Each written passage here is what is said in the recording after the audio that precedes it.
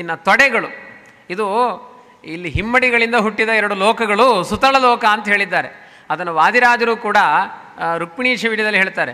ಅದು ಯಾಕೆ ರೌಂಡ್ ಆಗಿದೆ? ನಮ್ದಾದರೆ ಈ ಚಿಪ್ಪಿಗೆ ಆಚೆ ಈಚೆ ಎಲ್ಲ ಸ್ವಲ್ಪ ಹೀಗೆ ಅಳ್ಳಾಡಲಿಕ್ಕೆಲ್ಲ ಬ್ಯಾಲೆನ್ಸ್ ಆಗಲಿಕ್ಕೆ ಬೇಕು ಈ ಚಿಪ್ಪು.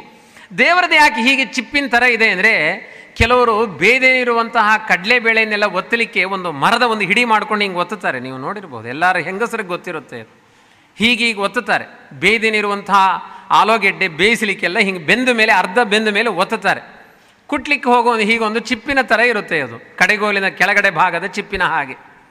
ಅದಕ್ಕೆ ವಾದಿರಾಜರು ಹೇಳ್ತಾರೆ, ವಿಜಯದಾಸರು ವಾದಿರಾಜರು ಆ ಮಾತುಗಳಲ್ಲಿ ತುಂಬ ಅಂತರಂಗ ಇದೆ, ಮಾತಿನಲ್ಲಿ ಲಾಲಿತ್ಯ ಇದೆ, ಸ್ವಾರಸ್ಯ ಇದೆ. ಅದು ಯಾಕೆ ಹಾಗೆ ಉರುಟಾಗಿದೆ ಈ ಚಿಪ್ಪು ಭಗವಂತನದ್ದು ಅಂದರೆ, ಯಾರು ಅರ್ಧ ಬೆಂದಿದ್ದಾರೋ ಸಂಸಾರಿಗಳು ಅವ್ರನ್ನ ಚೆನ್ನಾಗಿ ಕುಟ್ಟಿ ಬೇಯಿಸಲಿಕ್ಕೆ ಹಾಗೆ ಮಾಡ್ಕೊಂಡಿದ್ದಾನೆ ಅಂತ ವಾದಿರಾಜರು ವರ್ಣನೆ ಮಾಡಿದ್ದಾರೆ. ಹಾಗೆ ಆ ಸುತಳ ಲೋಕದಲ್ಲಿ ಅದು ಬಲಿಚಕ್ರವರ್ತಿಯೂ ಹಾಗೆ, ಅವನ ಅರ್ಧ ಬೆಂದವನು. ಅವನು ಆ ಕಡೆ ಶುಕ್ರಾಚಾರ್ಯನೂ ಗುರುವಾಗಿ ಇಟ್ಟುಕೊಂಡಿದ್ದ, ಈ ಕಡೆ ಪ್ರಹ್ಲಾದರಾಜರನ್ನು ಗುರುವಾಗಿ ಇಟ್ಟುಕೊಂಡಿದ್ದ. ಆದ್ದರಿಂದಲೇ ಅರ್ಧ ಬೆಂದು ಹೋಗಿದ್ದ ಅವನು. ಅದು ಕೊನೆಗೆ ವಾಮನ ಬಂದು ಹೇಳಿದ, ಶುಕ್ರಾಚಾರ್ಯನ ಆ ಕಡೆ ಡಿಲೀಟ್ ಮಾಡು, ಪ್ರಹ್ಲಾದರಾಜರನ್ನ ಇಟ್ಕೋ, ಅರ್ಥಾತ್ ರಾಘವೇಂದ್ರ ಸ್ವಾಮಿನ ಇಟ್ಕೋ, ಉದ್ಧಾರ ಆಗ್ತಿ ಅಂತ ಭಗವಂತ ಮಾರ್ಗದರ್ಶನ ಮಾಡಿದ.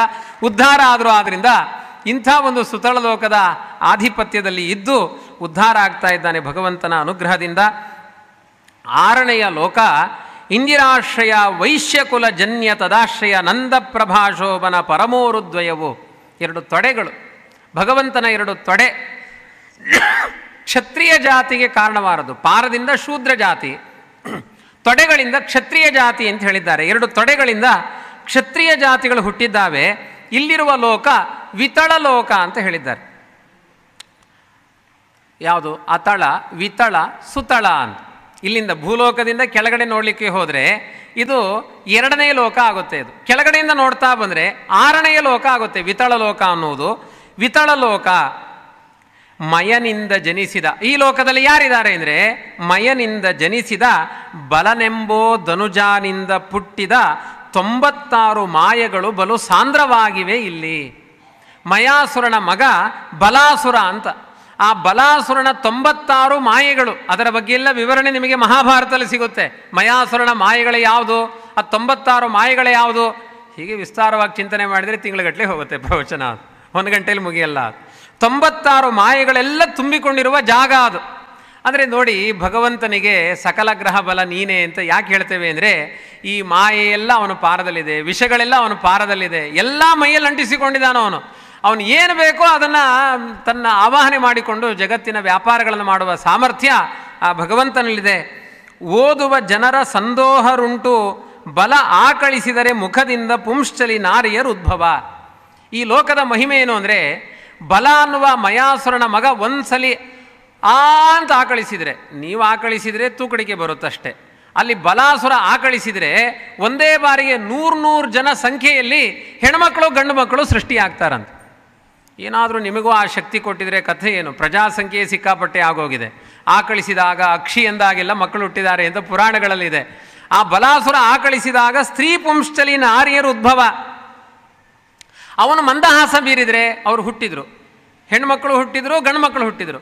ಹುಟ್ಟಿದ ಮೇಲೆ ಅವರಿಗೆ ಕಲ್ಯಾಣ ಆಗಬೇಕಲ್ವ, ಹೆಣ್ಣಿಗೆ ಗಂಡಿಗೆ ಕಲ್ಯಾಣ ಆಗಬೇಕಲ್ವ. ಬಲಾಸುರ ಒಂದು ಬಾರಿ ಹಹ ಅಂತ ಮಂದಹಾಸ ಬೀರಿದರೆ ಅವರಿಬ್ಬರಿಗೆ ಕಲ್ಯಾಣ ಆಗುತ್ತಂತೆ. ನೋಡಿ ಹೇಗೆ, ಅವನು ಮಂದಹಾಸರಿಂದ ಕಲ್ಯಾಣ, ಅವನು ಆಕಳಿಸಿದ್ರಿಂದ ಸೃಷ್ಟಿ. ಈ ಶಕ್ತಿ ಮಧ್ವಾಚಾರ್ಯರಿಗಿತ್ತು. ಮಂದಹಾಸ ಮಧ್ವಾಚಾರ್ಯ ಬೀರಿದರೆ ಅವರಿಗೆ ಮೋಕ್ಷದ ಕಲ್ಯಾಣವೇ ಆಗುತ್ತೆ. ಇದು ಅಂಥ ಶಕ್ತಿಗಳೆಲ್ಲ ಪವಾಡ ಪುರುಷರಲ್ಲಿ ಇದೆ, ನಾವು ನೋಡಿದ್ದೇವೆ.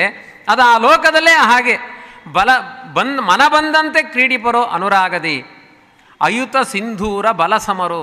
ಈ ವಿತಳ ಲೋಕದಲ್ಲಿರುವ ಬಲಾಸುರನ ಮಕ್ಕಳಿಗೆ, ಒಬ್ಬೊಬ್ಬ ಮಕ್ಕಳಿಗೆ 10,000 ಆನೆಯ ಬಲ ಇದೆಯಂತೆ ಅವ್ರ ಜೊತೆಗೆ. ಆದ್ದರಿಂದ ಅದು ಬಲದಿಂದ ಹುಟ್ಟಿದವರು. ಅವರ ಅಪ್ಪನಂತೆ ಅವರಿಗೆಲ್ಲ ಮಹಾಬಲಿಷ್ಠರು. 10,000 ಆನೆಯ ಬಲ ಇದೆ.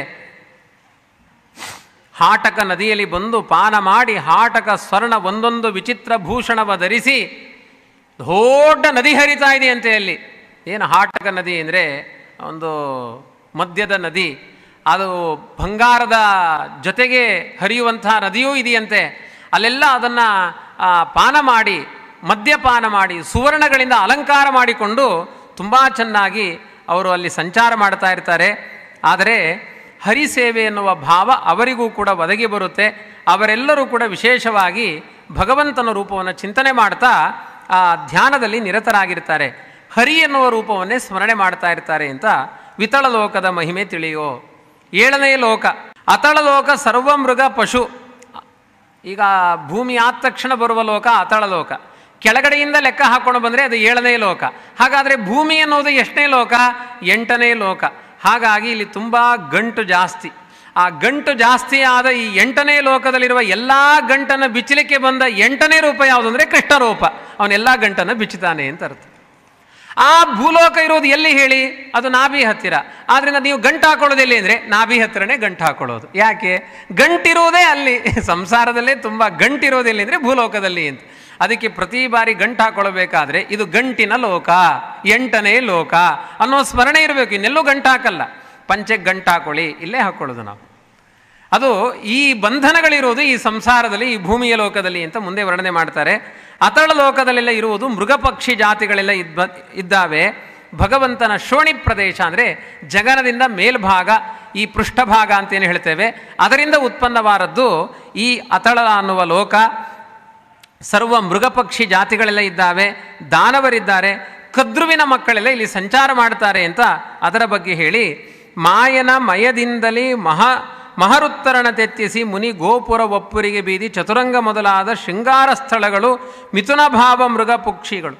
ಅಂದರೆ ವೈಕುಂಠ ಇವರೆಲ್ಲ ಸಾಧಕರು ಎಂಥವರು ಅಂದರೆ ಅತಳ ಲೋಕದಲ್ಲಿದ್ದವರೆಲ್ಲ ಸಾಧನೆ ಮಾಡಿಕೊಂಡು ಭಗವಂತನ ರೂಪವನ್ನು ಧ್ಯಾನ ಮಾಡಿ ಮುಂದೆ ಮುಕ್ತಿಗೆ ಹೋಗುವ ಸಾಧಕರಿದ್ದಾರೆ. ಅವರೆಲ್ಲ ವೈಕುಂಠದ ಲೋಕದಲ್ಲಿ ಭಗವಂತನ ಅಯೋಧ್ಯ ಪಟ್ಟಣದ ಮೇಲ್ಗಡೆ ಒಂದು ಗೋಪುರ ಇದೆ. ಆ ಗೋಪುರದ ಮೇಲಿರುವ ಮೃಗ ಪಕ್ಷಿ ಎಲ್ಲ ಜಾತಿಗಳ ಪ್ರಾಣಿಗಳಾಗಿ ವಿಹಾರ ಮಾಡುವ ಅರ್ಹತೆ ಪಡೆದವರು ಇಲ್ಲಿರ್ತಾರೆ ಅಂತ ವರ್ಣನೆ ಮಾಡಿದ್ದಾರೆ. ಎಂತಹ ಚಿಂತನೆಗಳಿದ್ದಾವೆ ನೋಡಿ. ಅವರ ಸಾಧನೆಯಲ್ಲಿ ಅವರು ಮುಂದೆ ಅವ್ರಿಗೆ ಜಾಗ ಎಲ್ಲಿ? ನಾವಿಲ್ಲಿ ಹೇಳ್ತೇವಲ್ಲ, ಇಲ್ಲಿರುವುದು ಸುಮ್ಮನೆ, ಅಲ್ಲಿರುವುದು ನಮ್ಮನೆ. ಅಲ್ಲಿ ಯಾವುದು ನಮ್ಮನೆ, ಸ್ಪಾಟ್ ಯಾವುದು, ಅದನ್ನು ಕೂಡ ವಿಜಯದಾಸರು ಹೇಳಿ ಕೃತಕೃತ್ಯರಾಗಿ ಎಲ್ಲರ ವಾಸಕ್ಕೆ ಚ್ಯುತ ದೂರ, ಅವರಿಗೆ ಯಾವುದೇ ರೀತಿಯಾದ ಚ್ಯುತಿ ಇಲ್ಲದೆ ಇರುವಂತಹ ವಾಸಕ್ಕೆ ಯೋಗ್ಯವಾದ ಸ್ಥಳದಲ್ಲಿದ್ದಾರೆ. ಅವರು ಭಗವಂತನ ಆತ್ಮ ಅನ್ನುವ ರೂಪವನ್ನು, ಹಿಂದೆ ಹರಿ ಎನ್ನುವ ರೂಪ ಹೇಳಿದೆ, ಇವರೆಲ್ಲ ಭಗವಂತನ ಆತ್ಮ ಅನ್ನುವ ರೂಪವನ್ನು ಉಪಾಸನೆ ಮಾಡ್ತಾರೆ.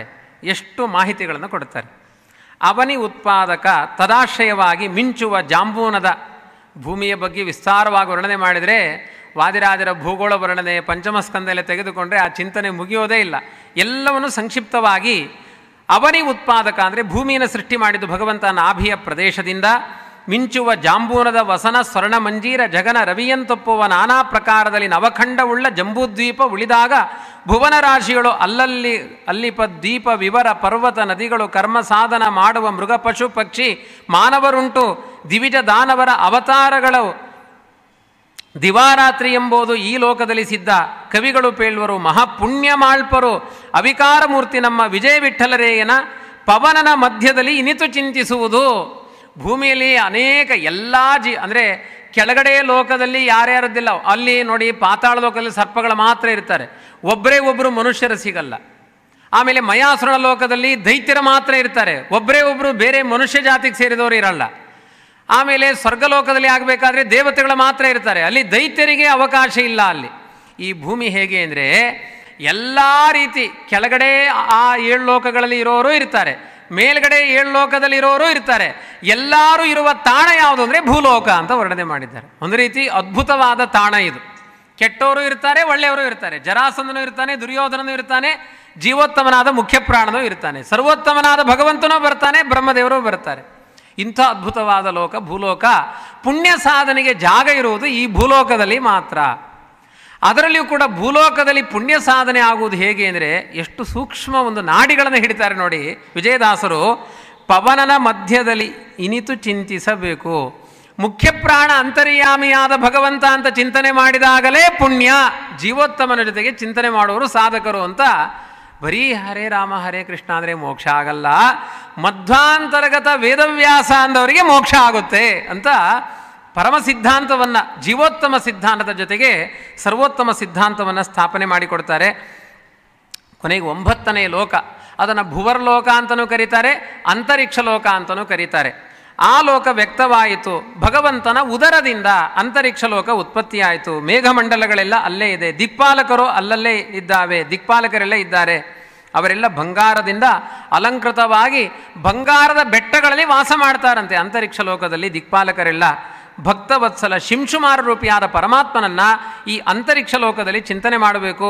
ಅವನು ಬಾಲಾಗ್ರದಲ್ಲಿ ಧ್ರುವರಾಯ ಇದ್ದಾನೆ, ಅವನ ಶಕ್ತಿಯಲ್ಲಿ ಪ್ರಜಾಪತಿ ಇದ್ದಾನೆ, ಅವನ ಪುಚ್ಛದ ಮೂಲದಲ್ಲಿ ಧಾತ ವಿಧಾತ ಅನ್ನುವ ದೇವತೆಗಳಿದ್ದಾರೆ, ಕುಕ್ಷಿಯಲ್ಲಿ ಸಪ್ತರ್ಷಿಗಳಿದ್ದಾರೆ, ನಾಭಿಯಲ್ಲಿ ಶುಕ್ರ, ಮನಸ್ಸಿನಲ್ಲಿ ಚಂದ್ರ, ವಕ್ಷಸ್ಥಳದಲ್ಲಿ ಸೂರ್ಯ, ಅವನ ಕುತ್ತಿಗೆಯಲ್ಲಿ ಬೃಹಸ್ಪತಿ, ಮುಖದಲ್ಲಿ ಅಗ್ನಿ, ಉಪಸ್ಥದಲ್ಲಿ ಶನಿ, ಬುಧ, ರಾಹು ಸಮಸ್ತ ದೇವತೆಗಳನ್ನು ಕೂಡ ತನ್ನ ಚಕ್ರದಲ್ಲಿ ಹಾಕಿಕೊಂಡು ವೃಶ್ಚಿಕಾಕಾರನಾಗಿ ಮುಕ್ತರಿಗೆ ದರ್ಶನ ಕೊಡುವ ವಿಜಯ ವಿಠ್ಠಲ ಲೆಕ್ಕವಿಲ್ಲದ ವೈಮಾನಿಕರ ಪಾಲಿಸುವನು ಅಂತ ಅಸಂಖ್ಯ ಕೋಟಿ ದೇವತೆಗಳ ರಕ್ಷಣೆ ಮಾಡುವ ಶಿಂಶುಮಾರ ರೂಪ ಇರುವಂತಹ ಸ್ಥಳ ಯಾವುದು ಅಂದರೆ ಅಂತರಿಕ್ಷ ಲೋಕ, ದಿಕ್ಪಾಲಕರ ತಾಣ ಅದು ಅಂತ ಅದರ ಬಗ್ಗೆ ವಿವರಣೆ ಮಾಡಿದ್ದಾರೆ.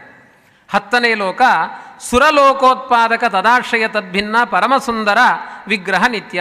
ಸುರಲೋಕ ಅಂದರೆ ದೇವಲೋಕ, ಭುವರ್ಲೋಕ, ಮಹರ್ಲೋಕ ಆದಮೇಲೆ ಅದನ್ನೇ ಭುವರ್ಲೋಕ, ಅಂತರಿಕ್ಷ ಲೋಕ, ಸುರಲೋಕ ಅಂತ ದೇವತೆಗಳ ಲೋಕವನ್ನು ವರ್ಣನೆ ಮಾಡಿದ್ದಾರೆ. ಅದನ್ನೇ ಮಹರ್ಲೋಕ ಅನ್ನುವ ನಾಮಾಂತರದಿಂದಲೂ ಕರೀತಾರೆ. ಭಗವಂತ ವಿಸ್ತಾರವಾದ ವಕ್ಷಸ್ಥಳದಿಂದ ವಾಮನ ದೇವನ ಪೂಜಿಸುವ ಅಂತ. ಅಲ್ಲಿ ಬಲಿಚಕ್ರವರ್ತಿ ಯಾವ ವಾಮನನ ಚಿಂತನೆ ಮಾಡ್ತಾರೋ ಅದೇ ವಾಮನನೇ ಇಲ್ಲೂ ಇದ್ದಾನೆ. ಅರ್ಥಾತ್ ಯಾರು ಹೇಳಿ? ವಾಮನ, ಇಂದ್ರನ ತಮ್ಮ ಉಪೇಂದ್ರ. ಉಪೇಂದ್ರ ಯಾರು? ವಾಮನ. ವಾಮನ ಯಾರು? ಕೃಷ್ಣ. ಕೃಷ್ಣ ಯಾರು? ಉಪೇಂದ್ರ. ಉಪೇಂದ್ರ ಎಲ್ಲಿದ್ದಾನೆ? ಸ್ವರ್ಗಲೋಕದಲ್ಲಿದ್ದಾನೆ. ಆದ್ದರಿಂದ ಸ್ವರ್ಗಕ್ಕೆ ಸಮಾನವಾದ ಲೋಕವನ್ನು ಬಲಿಚಕ್ರವರ್ತಿಗೆ ಕೊಟ್ಟ ಅಂದರೆ ಅಲ್ಲಿಗೂ ಇಲ್ಲಿಗೂ ಸಾದೃಶ್ಯ ಇದೆ ಅಂತ ಅರ್ಥ. ಅಲ್ಲಿಯೂ ವಾಮನ ಇದ್ದಾನೆ, ಇಲ್ಲಿ ಉಪೇಂದ್ರ ಇದ್ದಾನೆ. ಉಪೇಂದ್ರ ರೂಪವನ್ನು ದೇವತೆಗಳೆಲ್ಲ ಚಿಂತನೆ ಮಾಡ್ತಾರೆ. ಐರಾವತ ಅನ್ನುವ ಆನೆ ಇದೆ, ಉಚ್ಚೈಶ್ರವಸ್ ಅನ್ನುವ ಕುದುರೆಗಳಿದ್ದಾವೆ, ನಂದನ ವನ ಇದೆ. ಶೃಂಗಾರದಿಂದ ಈ ಲೋಕದಲ್ಲಿ ಭಗವಂತನ ಅನೇಕ ಗುಣಗಳನ್ನು ಇಂದ್ರಾದಿ ದೇವತೆಗಳೆಲ್ಲ ಸಂತೋಷದಿಂದ ಭಜನೆ ಮಾಡ್ತಾರೆ. ಅವರಿಗೆ ದೇವರ ಧ್ಯಾನಕ್ಕೆ ತೂಕಡಿಕೆ ಇಲ್ಲ. ಚೌಕಿಯಲ್ಲಿ ಒಂದು ಜನವೂ ಮಿಸ್ ಆಗಲ್ಲ, ರಾಜಾಂಗಣದಲ್ಲಿ ಬಹುತೇಕ ಮಿಸ್ಸಿಂಗು ಅನ್ನುವ ಸ್ಥಿತಿ ಇಲ್ಲಿದೆ. ಆ ಸುರಲೋಕದಲ್ಲಿ ಹಾಗಲ್ಲ. ಇಂದ್ರದೇವರು ಧ್ಯಾನ ಮಾಡಬೇಕಾದ್ರೆ ಎಲ್ಲರೂ ಕೂತಿರ್ತಾರೆ. ಧ್ಯಾನದಲ್ಲಿ ಒಬ್ಬರೇ ಒಬ್ಬರು ತಪ್ಪಿಸಿಕೊಳ್ಳೋದಿಲ್ಲ. ಅಂಥ ಶ್ರೇಷ್ಠವಾದ ತರಣಿ ಪ್ರಕಾಶ, ಉದಿಸುವ ಸೂರ್ಯನ ಪ್ರಕಾಶದಿಂದ ಭಗವಂತ ಆ ದೇವತೆಗಳ ಹೃನ್ಮಂಡದಲ್ಲಿ ಗೋಚರನಾಗ್ತಾನೆ. ಮತ್ತೆ ಮಹರ್ಲೋಕೋತ್ಪಾದಕ ತದಾಶ್ರಯ ತದ್ಭಿನ್ನ ಕಂಬು ಸನ್ನಿಭ ಕೌಸ್ತುಭಭೂಷಣ ಅಖಿಲ ವೇದೋಚ್ಚಾರಣ ಕಂಠ. ಮಹರ್ಲೋಕ ಭಗವಂತ ಅನೇಕ ಆಭರಣಗಳಿಂದ ಕೂಡಿದ್ದಾನೆ. ಪ್ರದ್ಯುಮ್ನ ಅನಿರುದ್ಧ ಅನ್ನುವ ಭಗವಂತನ ರೂಪಗಳು. ಅಲ್ಲಿ ನಾರದ ಋಷಿಗಳಿದ್ದು ಧ್ಯಾನ ಮಾಡ್ತಾ ಇರ್ತಾರೆ. ಸಮಸ್ತ ದೇವತೆಗಳು ಕೂಡ ಆ ಲೋಕಗಳಿಗೆ ಅಂದರೆ ಸ್ವರ್ಗಲೋಕದಲ್ಲಿರುವ ದೇವತೆಗಳು ನಾರದರು ವಾಸ ಮಾಡುವ ಮಹರ್ಲೋಕಗಳಿಗೆ ಹೋಗಿ ಅಲ್ಲಿಯೂ ಕೂಡ ಅನೇಕ ಋಷಿಗಳು, ಮೈತ್ರೇಯರು, ಸನಕಾದಿಗಳು ಇವರೆಲ್ಲ ಅಲ್ಲಿ ವಾಸ ಮಾಡ್ತಾರೆ. ಮಹರ್ಲೋಕಕ್ಕೆ ಅಧಿಪತಿ ಯಾರು ಅಂದರೆ ಸತ್ಯಲೋಕಕ್ಕೆ ಅಧಿಪತಿ ಬ್ರಹ್ಮದೇವರು, ಮಹರ್ಲೋಕಕ್ಕೆ ಸುರಲೋಕಕ್ಕೆ ಅಧಿಪತಿ ಇಂದ್ರ, ಮಹರ್ಲೋಕಕ್ಕೆ ಅಧಿಪತಿ ರುದ್ರದೇವರು ಅಂತ ಹೇಳಿದ್ದಾರೆ. ಮಹರ್ಲೋಕದ ಅಧಿಪತಿ ರುದ್ರ ಅಧಿಪತ್ಯನಾಗಿ ಇಪ್ಪ ಲೋಕದಲ್ಲಿ ಶಕ್ತ್ಯಾದಿ ದೇವತೆಗಳು ಭೂತಗಣ ಸಮಸ್ತ ಸ್ತೋತ್ರ ಮಾಡುವರು ಶಿವನ ಬೃಹಸ್ಪತಿ ವಾಸ. ಶಿವನ ಮೂಲಕ ಅಂತರ್ಯಾಮಿಯಾದ ಭಗವಂತನ ಪ್ರದ್ಯುಮ್ನ ರೂಪವನ್ನು ವಿಶೇಷವಾಗಿ ಮಹರ್ಲೋಕದಲ್ಲಿ ಚಿಂತನೆ ಮಾಡ್ತಾರೆ. ಅಲ್ಲೆಲ್ಲ ಉದ್ಯಾನವನ ಅದು ಇದು ಎಲ್ಲ ಪಿಕ್ನಿಕ್ ಸ್ಪಾಟ್ ಬೇಕಾದಷ್ಟಿದೆ.